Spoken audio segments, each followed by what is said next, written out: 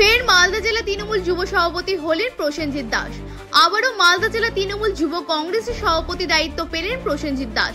তাকে এই গুরুত্বপূর্ণ পদে পুনর্বহাল করলেন বাংলার মুখ্যমন্ত্রী ও সর্বভারতীয় তৃণমূল কংগ্রেসের সভানেত্রী মমতা বন্দ্যোপাধ্যায় এবং সর্বভারতীয় তৃণমূল কংগ্রেসের সাধারণ সম্পাদক তথা সাংসদ অভিষেক বন্দ্যোপাধ্যায়।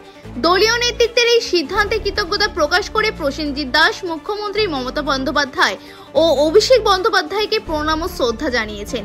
উল্লেখ্য, এর আগেও তিনি মালদা জেলা তৃণমূল ছাত্র পরিষদের সভাপতি এবং যুব সংগঠনের জেলা সভাপতির দায়িত্ব পালন করেছেন।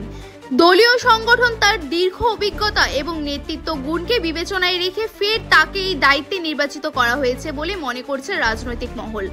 মালদা থেকে হরেন চৌধুরীর রিপোর্ট, বাংলার কথা।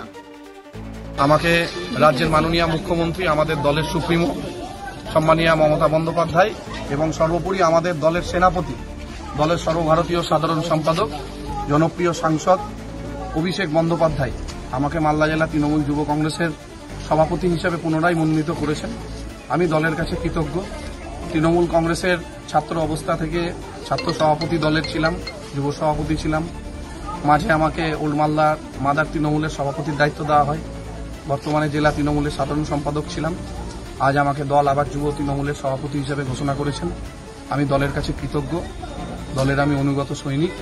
দল যখন যেভাবে আমাকে ব্যবহার করেছে আমি দলের কাজ করেছি।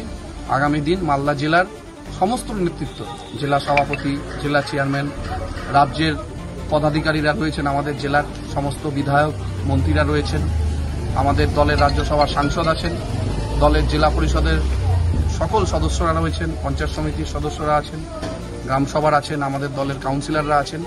সর্বোপরি জনপ্রতিনিধি এবং দলের বুথ স্তর পর্যন্ত ৩১৮৬টা যে আমাদের জেলায় বুথ, সমস্ত বুথেই তৃণমূল যুব কংগ্রেসের সংগঠনকে শক্তিশালী করব এবং ১৪৬টা গ্রাম পঞ্চায়েত এবং 2টো পৌরসভার ৪৯টা ওয়ার্ডে তৃণমূল যুব কংগ্রেস শক্তিশালী সংগঠন। আমরা সকলকে সাথে নিয়ে মমতা বন্দ্যোপাধ্যায় এবং অভিষেক বন্দ্যোপাধ্যায়ের নির্দেশে আমরা সংগঠনকে শক্তিশালী করব।